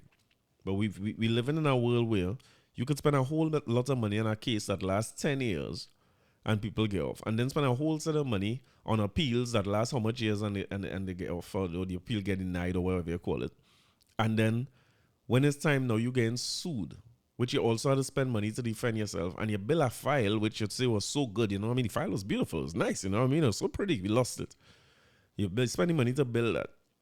And then you submit nothing.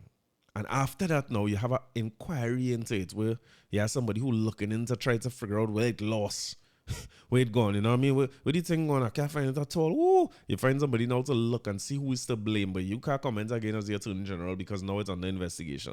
That's somebody who you find is a cost too. And then I hear him say the weirdest thing I ever hear. He say he gonna appeal this. I want to know, I don't know more lawyer, but I trying to find out if you was to go to court and you ain't show up, if I just do, can I go and appeal that and say, well, hey, but I was busy the morning, I know I ain't going to submit nothing, but I was busy, you know, I'm busy, I had thing going on. Is that a real thing? Well, if it is, that's more money going to spend again. And that is why I keep saying the purpose of governance is to move public funds into private pockets. And one of the best and most efficient ways to do that is through lawyers. Keep the government in court forever. The higher profile the case, the better. That means you could get 10 lawyers on your side and put money into them law firms, which nobody is checking. Nobody not. When I say nobody, I mean the public. The public cannot quantify what are our for a Queen's Council or what an hour for somebody who has, say, or junior lawyers or a firm. We cannot quantify that, and we're not interested in quantifying it. So if it is you keep enough cases in court and enough lawyers involved in those cases, then you're good to go. You work out something with the lawyer now and them get $5 million for a brief. You eat out of that, them eat out of that. Everybody, whether the person gets off or not, it's inconsequential. We all ever see Wolf of Wall Street? In Wolf of Wall Street, the guy in the beginning of it was explaining to, what's his name, Matthew McConaughey, was explaining to Leonardo DiCaprio that it don't matter if the client make money. It don't matter. It don't matter what they pay for a stock. All you have to do is keep them on the hamster wheel. Do not ever let them cash out. Sell them a stock. If they want a thing, sell it. Let them sell that stock, make money on it, and buy back a next stock. Because whether they sell at a gain or a loss, you still make your commission. And you see that hamster wheel, that is what I describe as wrestling when you're watching them. Because the government and opposition keep at one another right through. Everybody makes sure the government stay in court and stay on the hamster wheel. Make the cases last as long as they could possibly last so we could squeeze as much money out of our public funds and put it in private pockets. And when it reaches private pockets, we could also we figure out what to do with it. You know what I mean? We don't know how to bust up that already. Well, what used to be paper bags and thing now is Louis Vuitton bag. But don't say that from me. I hear you have to come in fancy bag now when there's a bag, man. You can't do paper bag and thing. Hi, let's stop get paper bag. So you can't do that again. But I want to play a song for you real quick, right?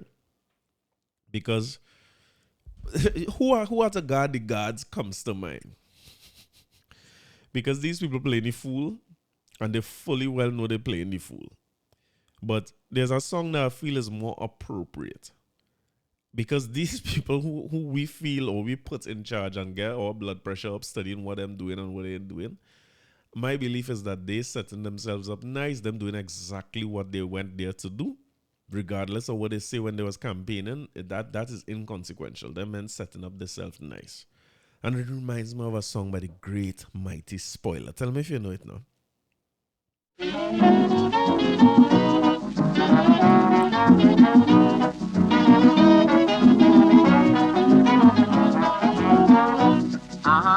Well, this one is class. The charge magistrate for driving too fast. You mustn't doubt me. Well, this one is class. The charge magistrate for driving too fast.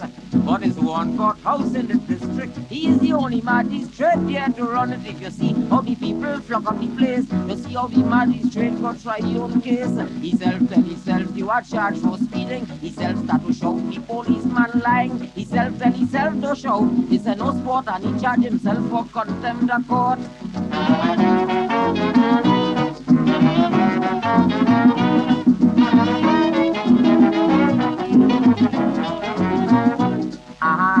He said, go ahead, let me hear what happened. So the police said, so you see how this man could speed, and he pointed at the magistrate, Johnny Mead. The magistrate asked him who he talking about. Is you even mean? The policeman shouted. The magistrate pick up a looking glass and asked himself, is it true he was driving fast? He self told himself, you are charged for speeding. He self started to shout, the policeman lying. Himself told himself to shout, this is no sport, and he charged himself for contempt of court.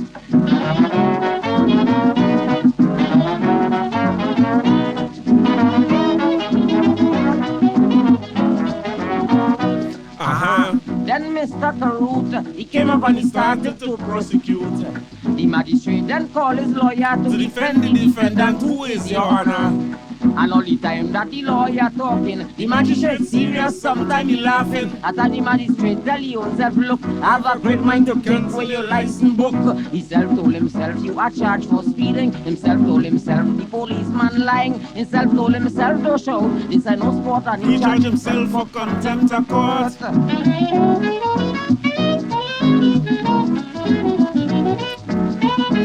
You gotta listen to the last verse. I hear the story. Yes, I nearly dropped when the man take out the pen and start to sum up. Partner, I start to study if he gonna put his own self in custody. I was wrong because again he took out the mirror. He self tell himself to pay $20. He bust out a cry. He turned around and say, give me a chance. I want a little time to pay. He self told himself, you are charged for speeding. Himself told himself, the policeman lying. Himself told himself, all right, I will be kinda giving you 5 years to pay the fine. So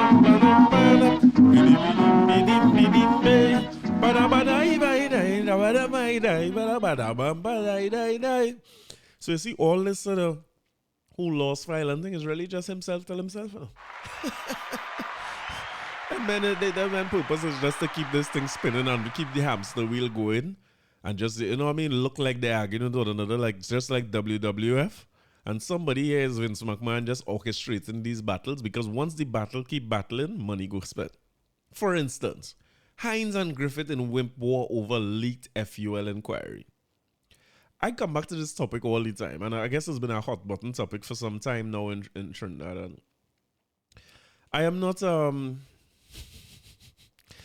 I'm not sure about my stance on having a firearm. I want to live in a country where nobody feels like they have to have a firearm. Let me put it that way, right? In my utopian world. I am not sure that I am responsible enough to have a firearm. I am not sure that I'm willing to use a firearm. And I'm not sure if I could deal with the consequences that come if you were to use a firearm, regardless of the situation, right? On the flip side of that, I do feel unsafe. I worry about being home and somebody coming and kicking my door and what I'm going to do where my family is concerned, right? So that's where I stand. Now, what I will also say is that if it's the law that people should be able to apply for a firearm and get through, I cannot understand why it would take this long and there's always some kind of issue, except that the purpose of governance is to move public funds into private pockets. So one of the ways that you could get around that is to create processes in the public life, like applying for FUL, and make them as frustrating as possible so that the average citizen starts to blink. And by blink, I mean a man who honest and don't want to pay no bribe and them kind of thing might well blink when it comes to these kind of things, because if you feel like the security of your family is an issue, you're not going to be willing to wait 2 years if you feel like a firearm is the way for you to protect your family. You might spend your 30, your 50, your 60, your 70 or 80,000 and pay whichever dealer to pay this one and pay that one. And that's what it's about. It's about first keeping the process nice and long and frustrating enough, and stop it every now and again. Use your power to, because again, them looking to see what slice out of that they could get to live the lifestyles that they want to live. So Gary Griffith and Fitzgerald Hines, again, two men who they like words more than the average person. You know what I mean? Let me read what Gail Alexander said. There's no a war of wimp words between the National Security Minister Fitzgerald Hines and former Commissioner of Police Gary Griffith. Hines pelted some verbal big stones in the Senate on Tuesday, including a former police commissioner he called an untrustworthy wimp.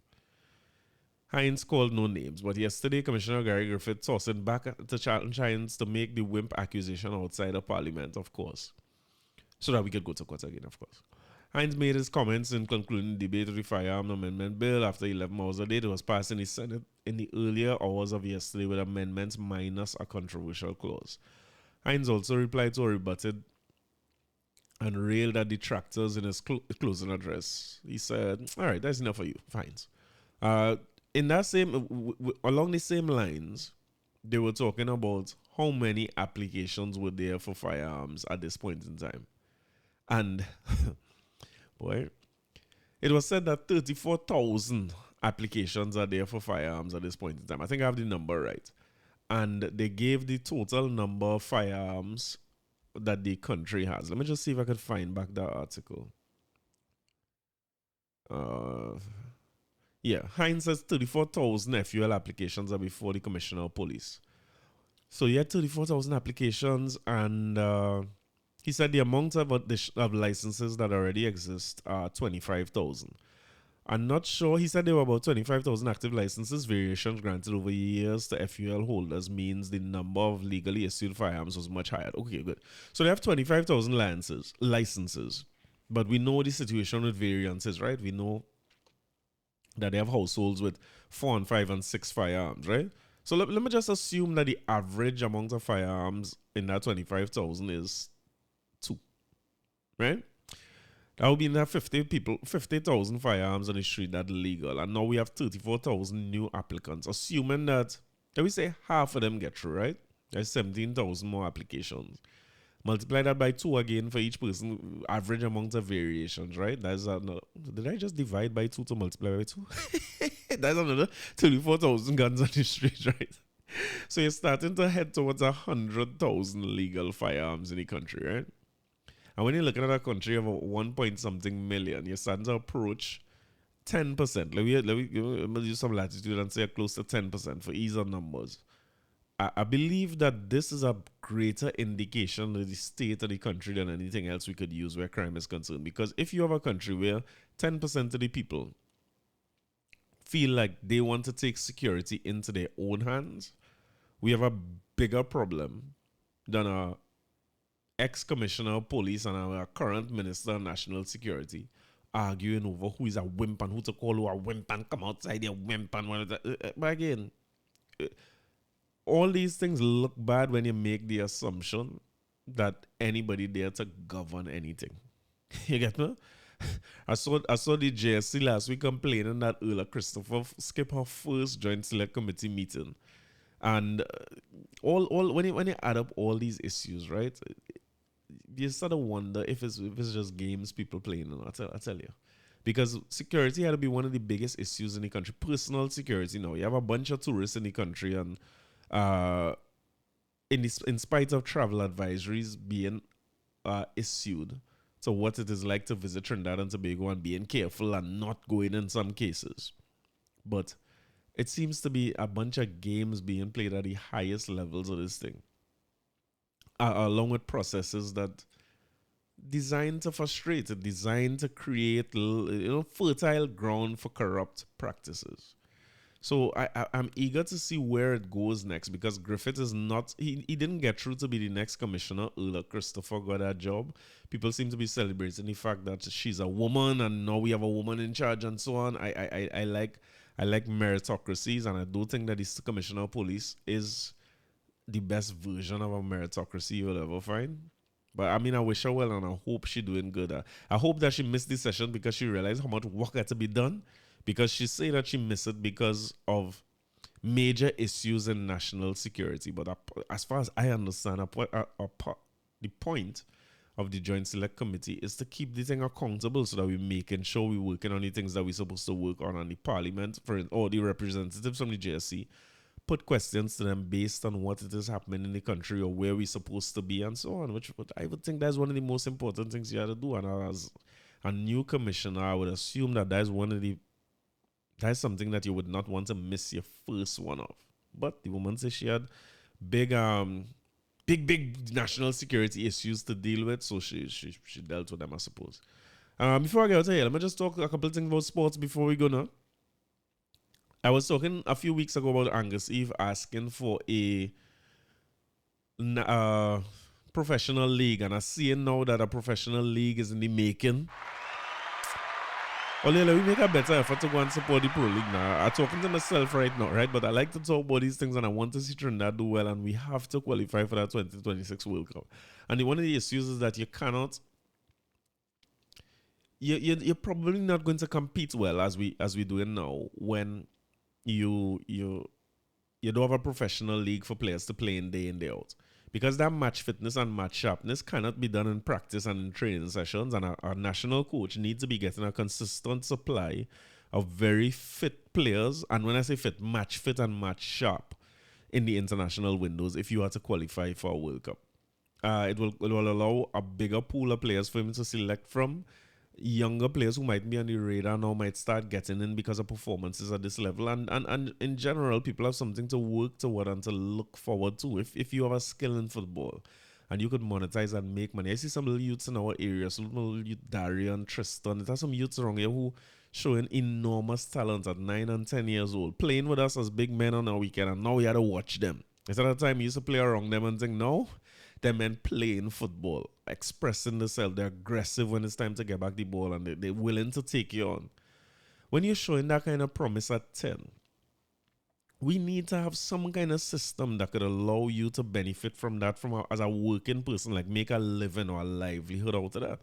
So I'm glad that we have a professional league. I'm making a commitment now. Let me make the commitment with me now. You know, I'm bad at leaving home.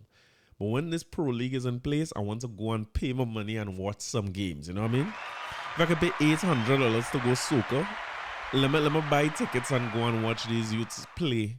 And you know what I mean? Get a chance to see greatness anytime I could see it, so that I by the time we reach 2026, I must know all the players when we qualify and go over there. So I want to congratulate Shamfa Kudjo and her ministry and the government saying they're supporting to the tune of $3 million a year. Now, $3 million does not sound like enough money to run a professional football league, but I'm hoping that corporate Trinidad steps in to bolster that money that the government puts in there. And I'm sorry, but I can't help but think if you had $3 million a year, we had a $20 million that we could have started with that we probably gonna pay out due to garbage and nonsense and corruption as far as I'm concerned. But I'm glad to see that Angus getting his wish again, a professional league. I expect that they will continue to do better. I want to salute to my little youth, a good friend of mine, his son. That's why I gave my Fatima tickets. But his son went to Fatima, Amani Rose. Salute to you on your under 17 call up and your first start as a national player. Must be a good feeling for you and your parents. And as we already talking about Fitzgerald Hines, I see this come across on young players, right? So one of the things about how we make the 2006 World Cup was that we had a good core of local players who was playing together, playing against each other and doing really well. And then we were able to call up international players like Dwight York, Russell Latapy, Kenwin Jones was there? Can't remember. What's his name? Burchell. That was Dennis? What was Burchell's name? Chris Burchell. And I can't remember what other. You remember J. Lloyd Samuel? We were supposed to get J. Lloyd Samuel and Bobby Zamora to join that team. I don't think Bobby Zamora ever came, but J. Lloyd Samuel went to the World Cup with them as well. But they had a good core of local players. If I remember right, Stone John, Otis Whitley, Denzel Theobald, Sid Gray, Dennis Lawrence, Marvin Andrews, all of them was playing down here. So you had a good balance of it, and that is what Angus need going in now. So they're reaching out at, both at the national senior level and at the lower levels to bring in players from abroad to get that exposure. They want to see. First, I see they had a problem because other countries allowing, if you had grandparents from here, we could bring you.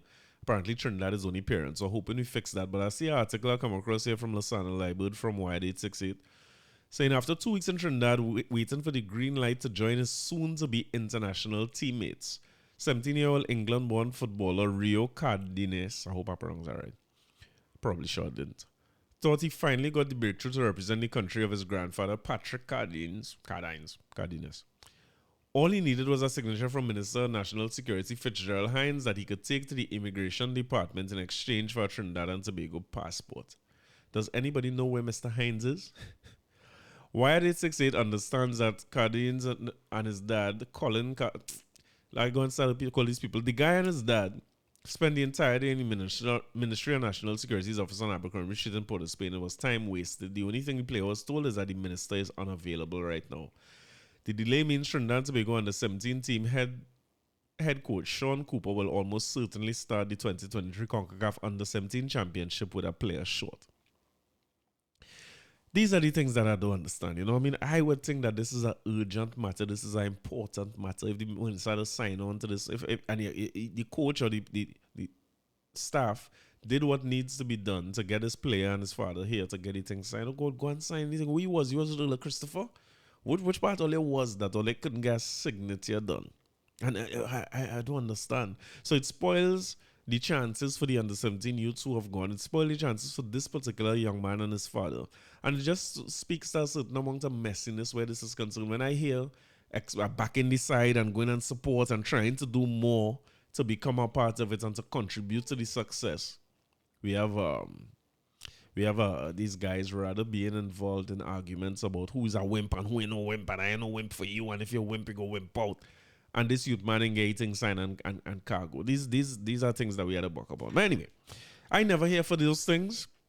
I get tired fast when you see I start to talk about these issues. And I just hope that I can just come here and talk about Canaval every single time. But it is our topics that we had to touch on from time to time, right? And every now and again, all I had to take in my little rant about the state of the country and those there. And, you know, the sad part about the rant is that we talking about things that we fully well know ain't going to get no better. Them things going to remain just how they are. So the road march race heating up. They say is Bungie versus Nyla and Skinny versus apparently Lyrical or some song, and people talking about I don't think they have no chance anything. But they have a song again that's starting to creep up a little bit. And this is what I like. If you all remember the times where Super used to release late after everybody released and drop song and run in and mash up people. I didn't really hear Super nothing big this year. I was hoping that last weekend I would have heard something from Super, late entry. And we should do is counteract Bungie and say, hey, this is the best late entry this century. And come with something, but I mean, you can't do your something like that, right?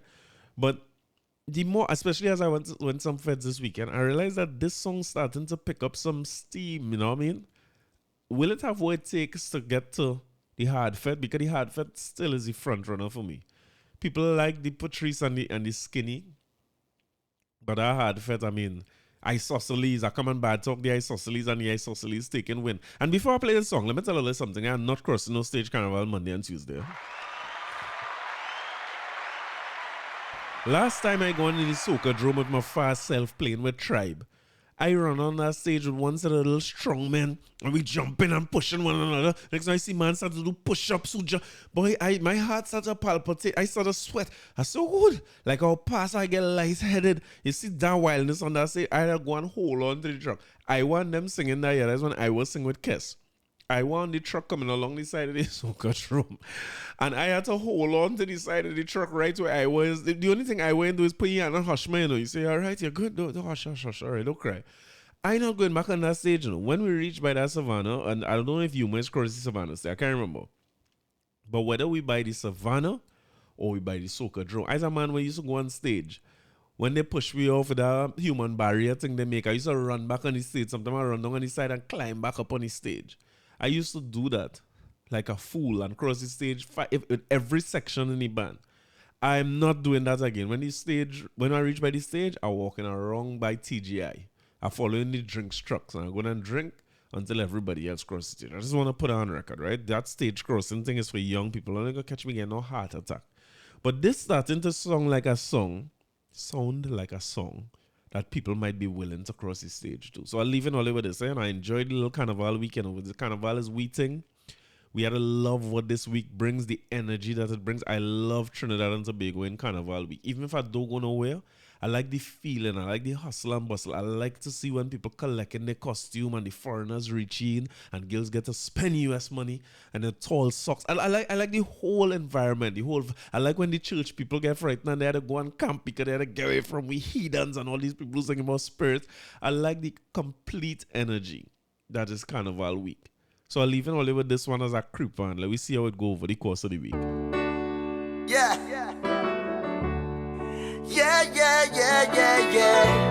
No. Look where we reach again.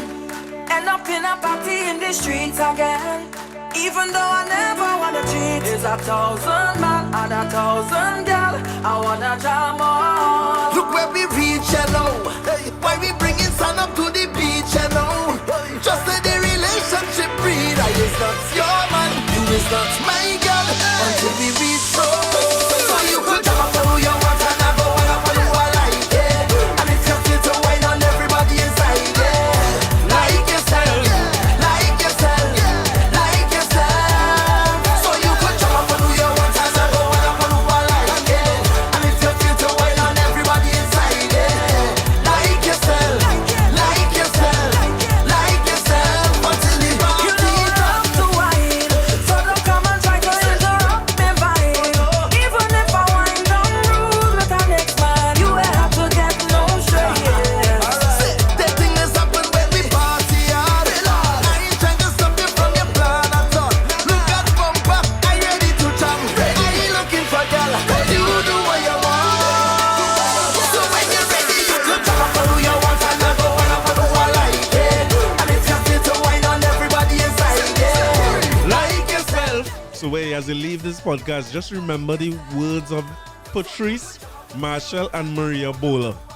Nothing that nice on the road than people man, right? So when I see people man, like me, take a jam on the road, you know what I mean? No feel no way, sissy, no feel no way. She tell me like myself bad. All she tell me, in fact, when I go fat without you on the road and thing, she say you could whine, you could jam whoever you want, just don't make no eye contact.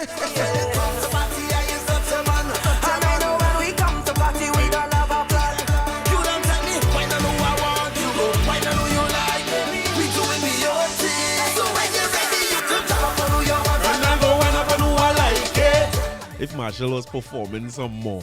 This could be a dangerous song, but the man choose that one fet, so I don't know how it will go. But only enjoy the week, be safe, be productive still, you know what I mean? They say, I see a Cassia, the salute a Cassia say this week could be the most productive or the least productive week in the country according to our industry, and I like that statement, you know what I mean? So everybody working hard with the bands, collect all the costumes, have a time, go all the church camp, pray for we, keep we safe out there. But I will talk to you next week.